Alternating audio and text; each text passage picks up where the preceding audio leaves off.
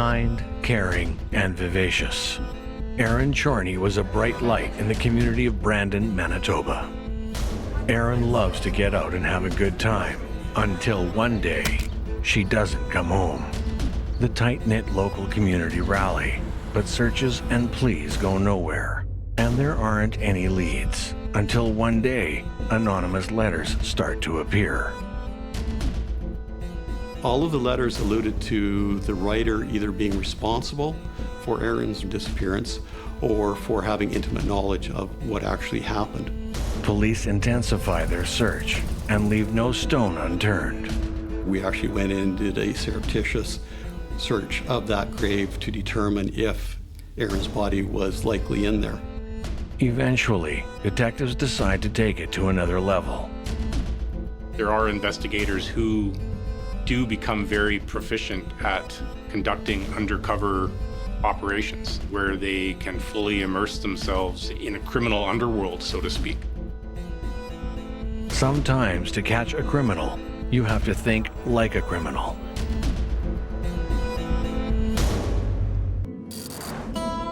As one travels north on Manitoba Highway 10, 3 hours north of Minot, North Dakota, they come across Brandon, Manitoba, Canada. Population 48,859. Its surrounding agriculture sprawls out across the countryside, making Brandon the commercial hub of southwestern Manitoba. One might stop by the Comfort Kitchen Cafe for a delicious breakfast, or hit up the local downtown shops. Known for its winning hockey teams, provincial exhibition, and being a quiet place perfect for raising a family, on April 21st, 2002, the vibrancy of the community dims. Darcy and Debbie Chorney are the proud parents of 3 children. Erin was born September 30th, 1983. Erin was a great child. When she was growing up, we spent a lot of time together, and we did a lot of activities together. She was into sports. Beautiful blonde hair, always loved to play in all the games that toddlers play, always followed us around, loved to read books, loved to be read to. She would often want to write stories as she was growing up, writing and reading, and her dream was to be a writer, write a book someday. Loved to participate in family events. She was very much the eldest of the cousins, so always the imagination, Erin's imagination was the most amazing part because she was able to include the greater of the family. We have a very, very large family, many nieces and nephews on my side of the family, on both sides.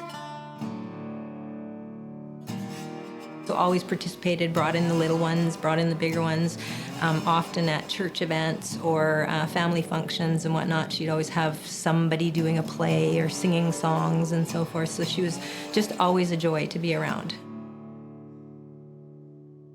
We had lots of picnics in the backyard. She would make snow forts with me. She was like the older sister that everybody would have wanted because she just was like there and cared so much about us and the family. And she was athletic, she loved sports, and is the best person I know.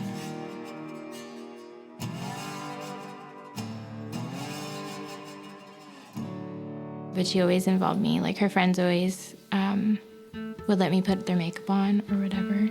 And we would go, like she took me trick-or-treating. She would help me get ready for school in the morning, every morning. I spent more time with her than the rest of my family growing up. She was my best friend. And she was so funny. Like many couples with children, Debbie and Darcy drift apart amidst raising a family and trying to make a go of it, and decide to get separated. The separation is hard on Erin, who loves family more than anything. She, like most youth, has her moments of acting out. But that never stops Erin from being an important part of their large, extended family. Living with me was just a release for her, to have an opportunity to have a change of pace, moving away from Brandon, having new friends, really having an opportunity to maybe find her place in a school setting. But in the end, it wasn't something that was working well for Erin. I wanted her to stay with us, but she just needed to move back home. Erin has a big personality. While parents know that can be challenging at times, she's loved by them and her large group of friends. She had like a social life, so she did hang out with her friends quite often. A 19-year-old prairie girl, Erin loves a good party. She was born to be the star of the show.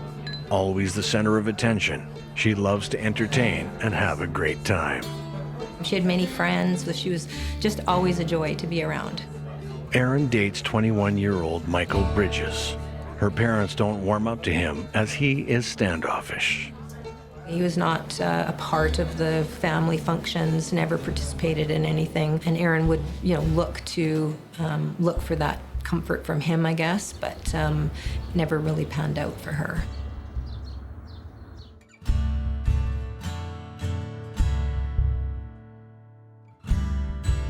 Erin spends a lot of time with Michael over the course of their short relationship, but things don't work out and they break up.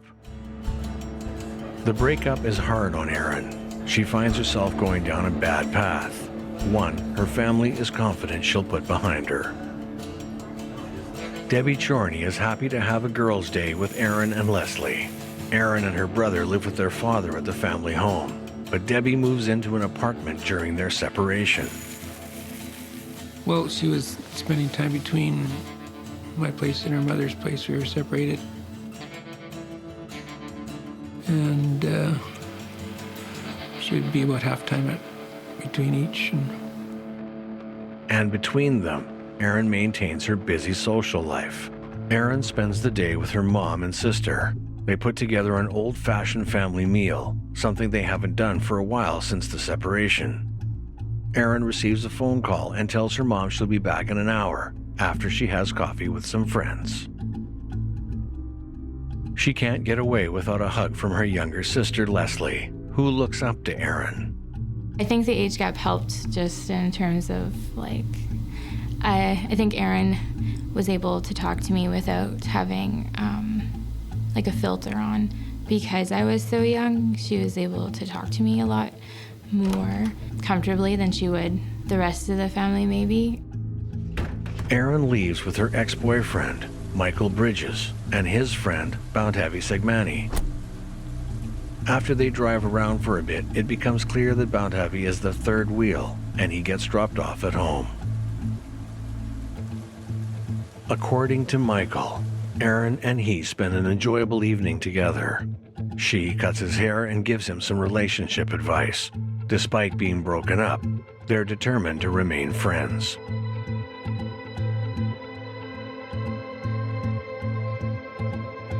At 11:30 p.m., Erin heads out to meet some other friends and party. Back at home, Debbie is wondering what happened to Erin. She was supposed to be home hours ago, and it's getting late. Debbie knows her daughter. She's probably out with friends, so there's no sense waiting up for her. But something just doesn't feel right.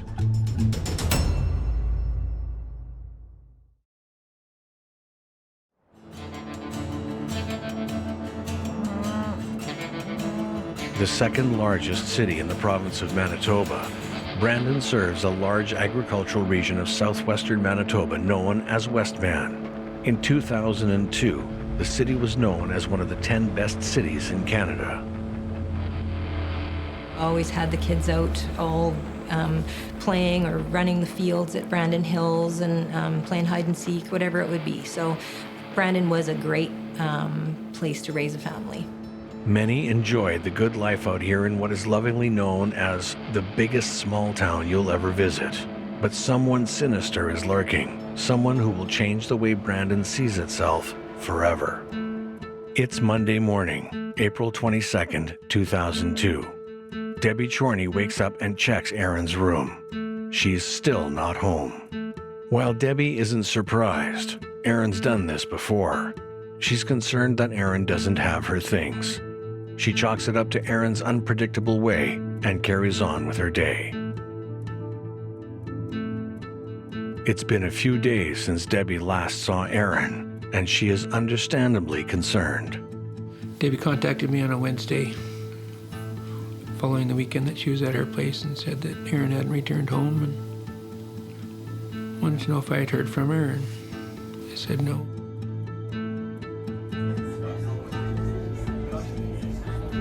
Could that be it? Is Erin just out with friends? Well, we were hoping that she had just, gone off on a tangent and took off somewhere, and she would contact us sooner or later. Erin's been away before, but she always calls to let her family know she's safe. When Debbie and Darcy see that Erin hasn't taken her medication with her, their concern is heightened. I remember sitting on the couch and I was watching TV one night. My mom was calling every single person that she could think of. And she was like, she had the phone book and was crossing off like names and writing down every single name. And it was just like hearing the phone hang up and then be picked up again. And the same, like if you've heard or seen Erin, please let us know because we don't know where she is. With no luck contacting friends and family, it's time to call the police. Sergeant Dallas Lockhart is assigned to be the lead investigator after police hear about Erin's disappearance. As he takes down his notes, he knows he'll have his work cut out for him. Her mom, Debbie, came to the police station in person and filed, in essence, a missing person report saying that her daughter, Erin, hadn't been heard from for several days. This was atypical behavior, but not out of the realm of possibility that Erin was just off partying somewhere. The member who was assigned to it at that time did the preliminary inquiries, doing the obvious things, checking to see if there was any interaction with police through our records management system, checking the hospitals and other avenues where somebody may go.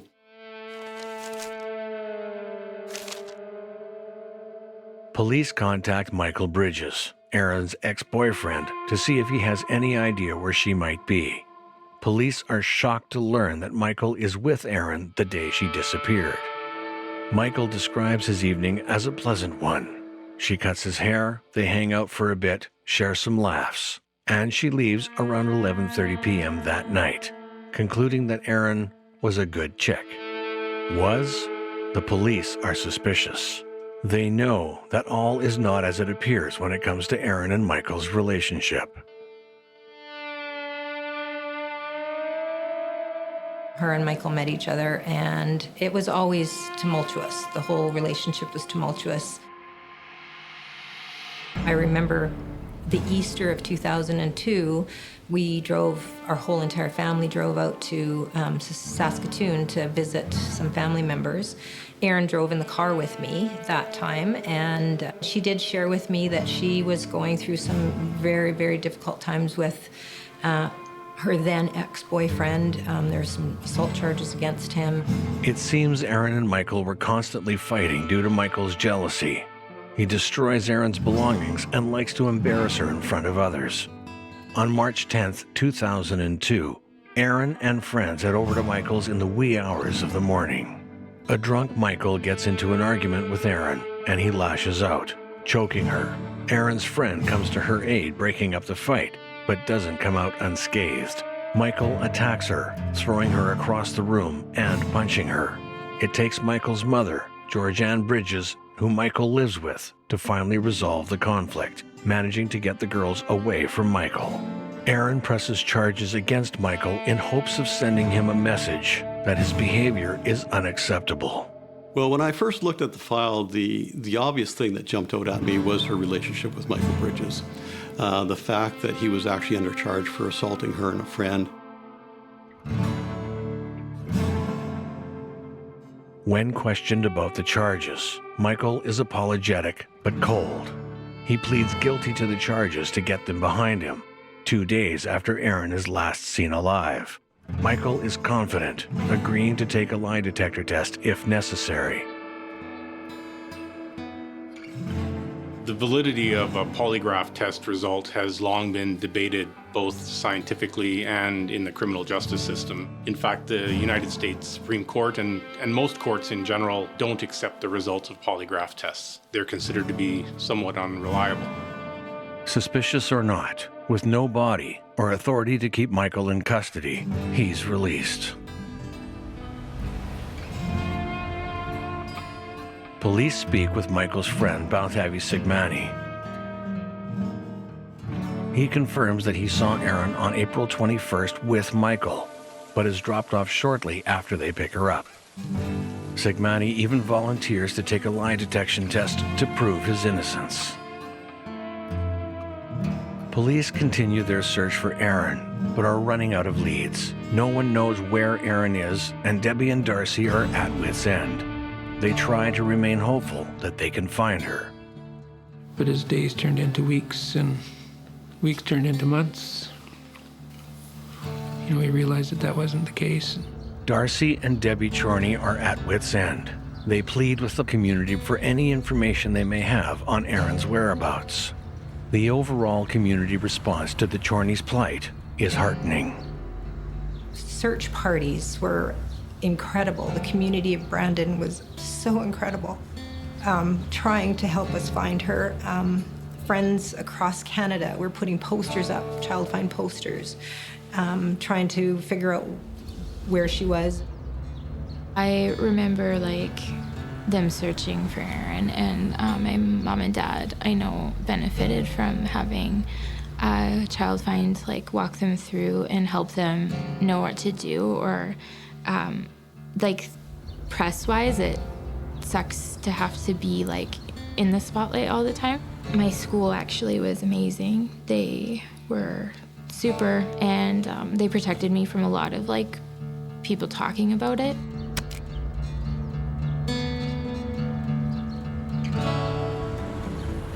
Every tip that came in to the best of our ability to basically put it to rest. That included everything from, reported sightings in Vancouver, to she was working as a squeegee kid in Winnipeg, to that she went into a rehab center of her own volition.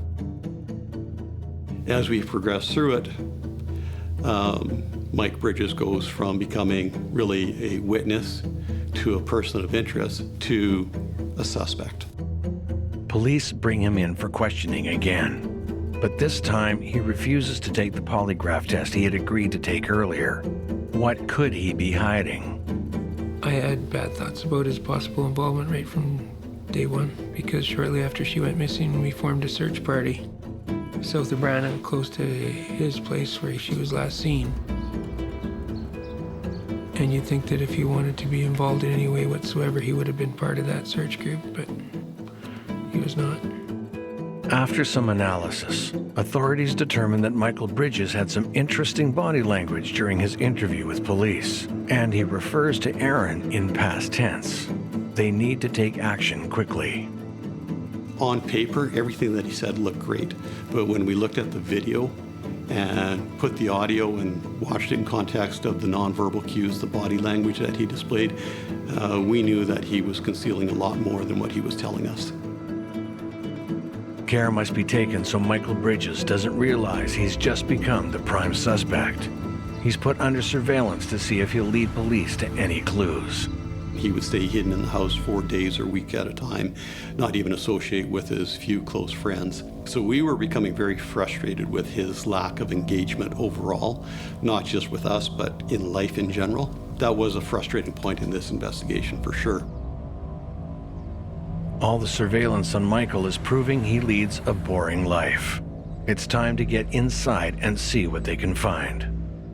We firmly believe that we had basically crossed all the T's, dotted all the I's in terms of being your standard investigational techniques. They had really gotten us only to the point where we had to look at making another step.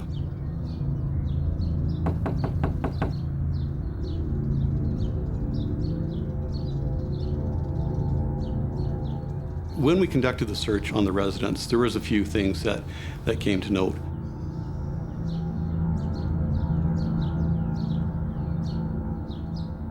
In terms of forensic evidence, there was nothing. Keep in mind that Erin actually, for all intents and purposes, lived on an in-again, out-again basis with the Bridges family at their residence. In terms of finding, articles of her clothing or hair or anything like that really was of no consequence. Our forensic investigation unit did collect some forensic evidence. It turned out to be false positives on some of the samples collected. Within his bedroom, I found an envelope from his legal aid lawyer who was representing him on the assault charges against Erin and her friend Lindsay. But on the back of that letter from his legal aid lawyer, I found what I would refer to as crib notes, which outlined the basic story that he gave me during my initial interview with him regarding him and Erin's involvement the night that she was last seen by her family. While the list is suspicious, this search has turned up no evidence that Michael Bridges is responsible for Erin's disappearance. And worse, their prime suspect now knows that he's on the police radar. It's been almost a year since Erin Chorney's disappeared, and things are not looking good in the search for Erin. However, the plot is about to thicken.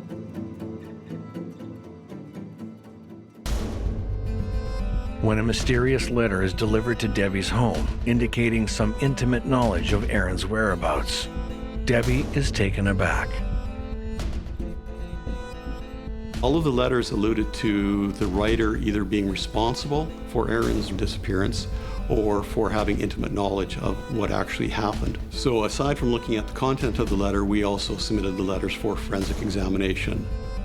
While the letter is understandably nerve-wracking for the Chorneys, Sergeant Lockhart is hopeful that they'll make contact with the letter's writer.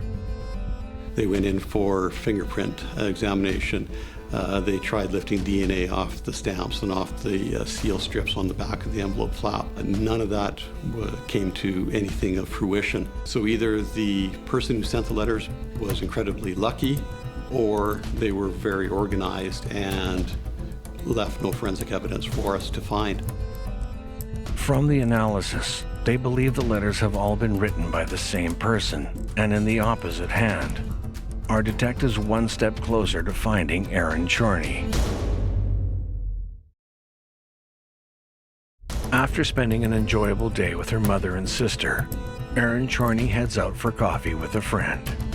Known for loving a good party, when Erin doesn't come home the night of April 21st, 2002, no one thinks much of it. It's now been a year since anyone has seen or heard from Erin. When cryptic letters begin appearing, police are hopeful they'll lead to some answers. But those hopes are dashed when the letters pose more questions than they answer. The community struggles with the fact that Erin is still missing. But for Erin's immediate family, it's unbearable.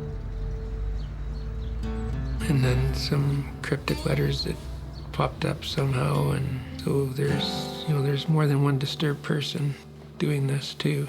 And it was very unsettling to read these and have them read to you.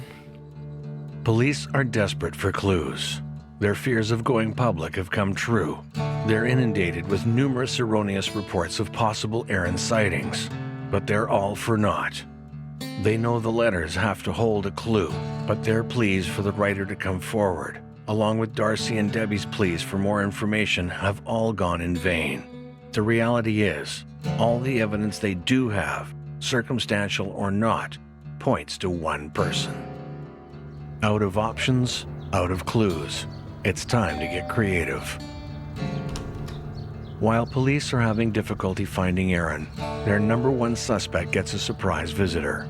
It's a woman offering him an entry into a contest. An attractive smile is just what he could use after a year in the hot seat with police. And the chance to go to Calgary to watch a professional hockey game is just the thing to cheer him up. A few weeks later, Michael receives a phone call telling him he's won the contest. He can hardly believe his good luck. After the hockey game, Michael goes to a strip club where he meets another prize winner, Brock, and the two hit it off instantly. Michael's keen to maintain a friendship with him, and when he tells Brock he's from Brandon, Manitoba, Brock's elated, saying he's planning on moving to the area for some work, so the two exchange numbers. A few months have passed and Michael and Brock have struck up a friendship. Michael, lifelong in the western Manitoba area, arranges an apartment for Brock so he can be settled when he eventually moves there. And Michael can't put his finger on it. What exactly does Brock do for work?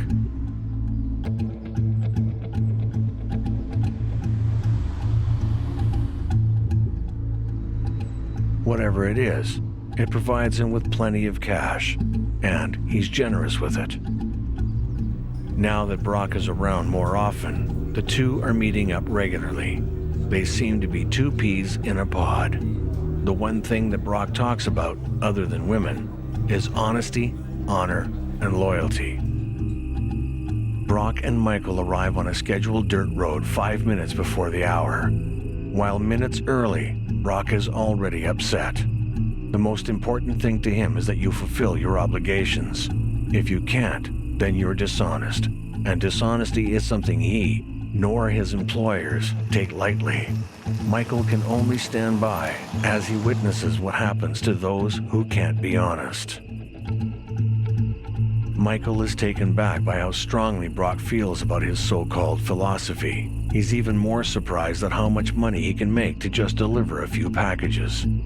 Brock has another request, but only if Michael can promise to not look inside the bag. Maybe Michael already suspects, but what they're doing isn't exactly legal. Michael doesn't realize it, but he's about to pass his test. Can he make the drop without looking inside? There is this idea that someone transporting illegal goods, whether it be drugs or otherwise, if they don't know what they're carrying, they have this sort of plausible deniability, is the phrase that's often used, so that they would not appear untruthful if asked as to what they were carrying. Nervous, Michael can hardly keep it together. He doesn't want to disappoint Brock, and illegal or not, he knows that this is the best financial opportunity he's ever had.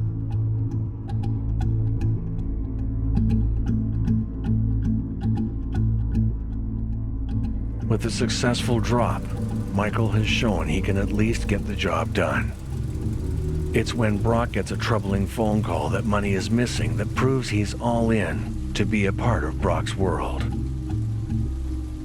There's been some inconsistencies with some of the deliveries that Brock's men have been making. They all lead to this motel room. While Michael wants to help, Brock assures him he'll be fine.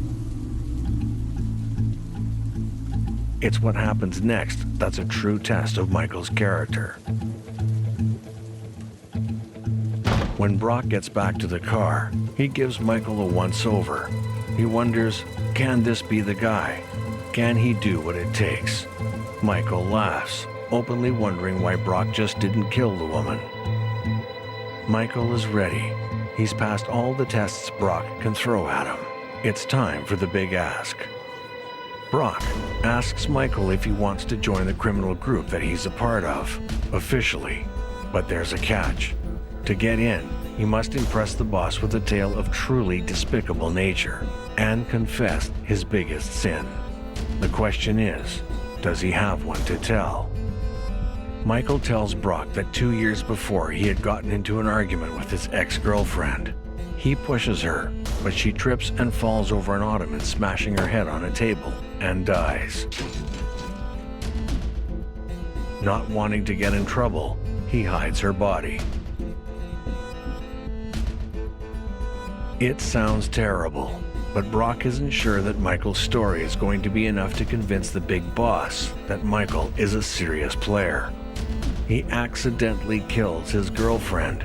Doesn't really sound like a crime. It's also meaningless without a body, because Brock, the Royal Canadian Mounted Police, and the Brandon Police Services are going to need one to make the charges stick, because this whole affair has been a ruse to get Michael to confess to his role in Erin's disappearance.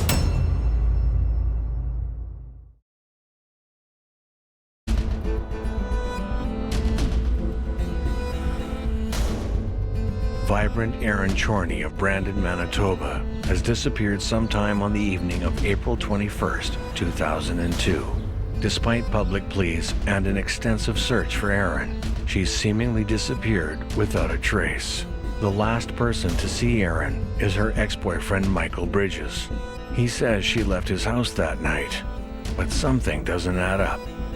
Authorities orchestrate an elaborate sting operation in order to find out what Michael really knows. What we wanted to do was set up scenarios with very firm, very defined objectives to accomplish what we needed to accomplish. One of the primary things that we needed to enforce, and it was reinforced through just about every scenario, was the concept of trust and honesty within the organization. So to show that Mike was gaining the trust of the organization, he was giving a task where he had to transport the bag, which I believe he thought contained firearms, to a different destination, drop that bag off, pick up another bag or envelope and bring it back and turn it over. And again, that was to emphasize that trust and honesty aspect. The ultimate goal is to get Mike to want to join the organization, knowing that he has to be trustworthy, that he has to be honest, that basically the organization needs to know everything about him prior to actually taking him on and engaging him in the business of the organization.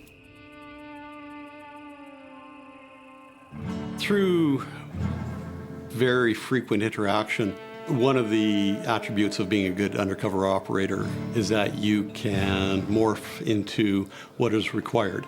And Brock adjusted his portrayed out view of life to match Mike's, so in terms of how they viewed and spoke about women. Going for frequent meals at restaurants where Brock was always picking up the tab. One of the scenarios that we created was where Brock and Mike arrived at a hotel looking for a female who owed the organization some money. Undercover agents acted out a scenario where Brock assaults a woman, all to gauge how Michael would react.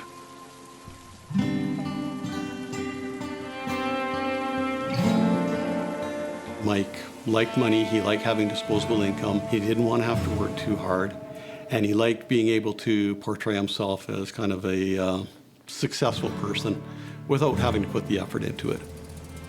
Brock's organization promises to provide that. All it needs from Michael is honesty. There actually ended up being a total of 3 what I would term confessions from Mike, each being a little more detailed, a little more self-incriminating than the previous. He gave a very loose description as to what transpired, justifying everything that he did, basically portraying himself as a victim of the circumstances and having to take the action that he did for self-preservation. When they got back to Brandon, and this was in February of 2004, he did actually lead Brock to where he disposed of Erin's body in the Brandon cemetery.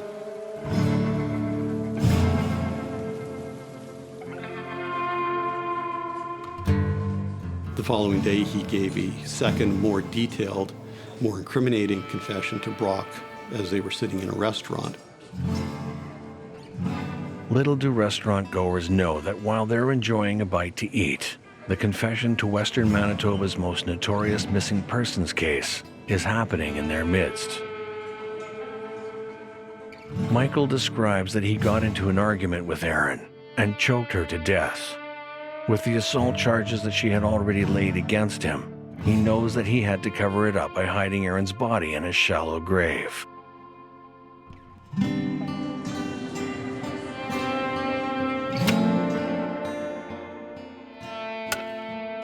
and we actually went in and did a surreptitious search of that grave to determine if Erin's body was likely in there.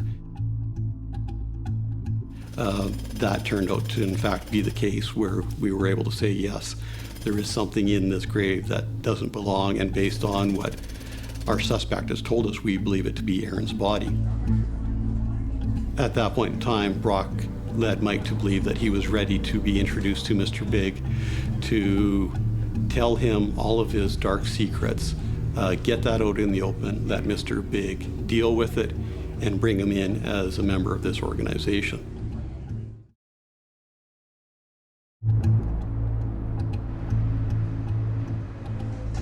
There are investigators who do become very proficient at conducting undercover operations, where they can fully immerse themselves in a criminal underworld, so to speak.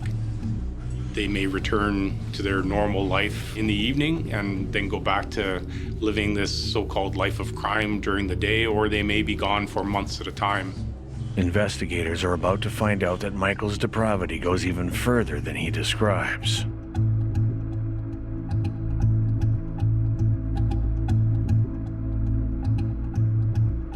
It's Michael Bridges' big night. Unaware that he's in the midst of a massive sting operation, his undercover RCMP handler, Brock, encourages him to go over the details one more time before meeting the boss. What Brock hears this time is even worse than he could have imagined. Brock actually has him go through the confession one more time as a rehearsal for what he's going to tell Mr. Big, and that was what was video and audio recorded at the hotel. Michael Bridges describes in detail how after he chokes Erin with his hands, he uses an extension cord to finish her off.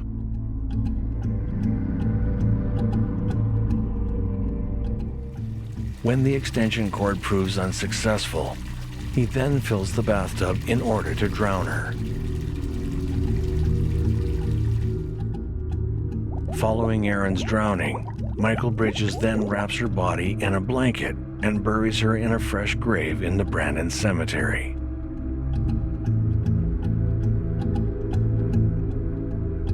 As that was happening, that's when we were involved with recovering Erin's remains from the cemetery. So those two events kind of happened simultaneously.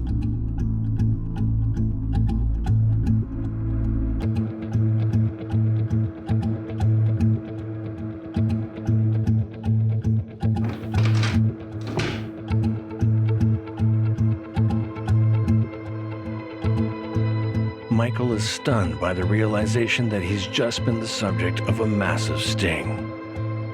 That's where everything kind of came to fruition in terms of our investigative efforts.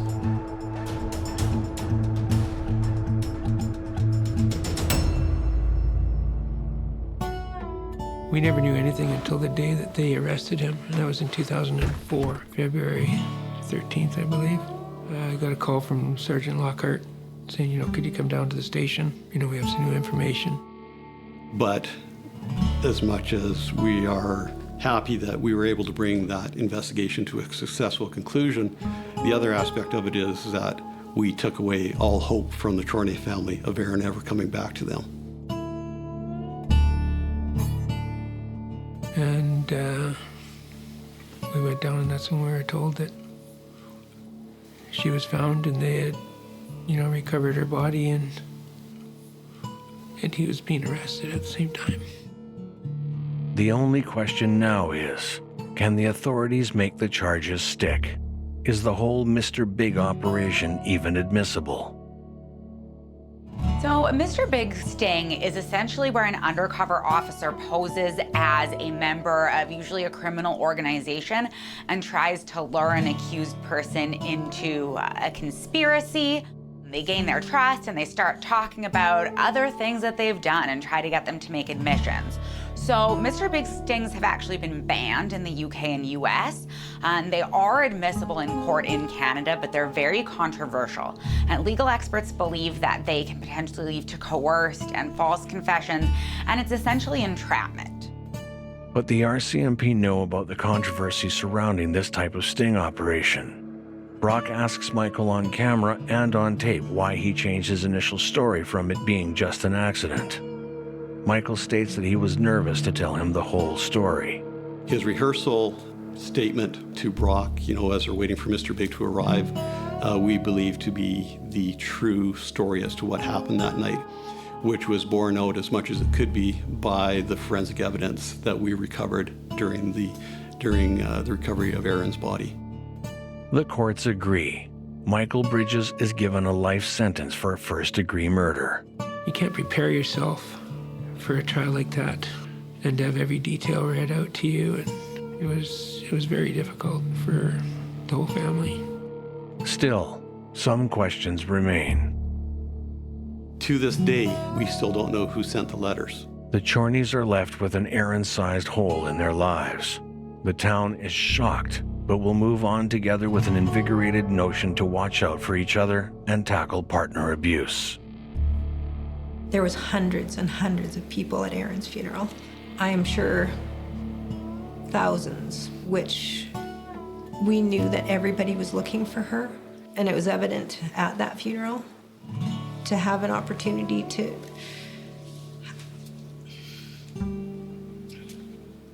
say goodbye, because we never could say goodbye. I'm just really happy how the community came together, our friends and our family. So traumatic for all of us to have to deal with the emotions. And I don't want anybody else to have to go through this again. As if to add insult to injury, in April of 2021, a judge says Michael can apply for early parole under a now-defunct faint hope clause in 2026 instead of 2029, a process that forces the family to relive Erin's murder all over again. He's supposed to be in there until 2029, and that's still not long enough as far as we're concerned. It's like the feeling like there's enough things that could make up for, like, you can't just be a better person and say it's okay, because it's not okay. Erin's not just a tragedy, that she is like the best sister. She is the most amazing daughter. She is the best friend for me. Like, that's important that her memory is made known, that she is still so loved, still so missed.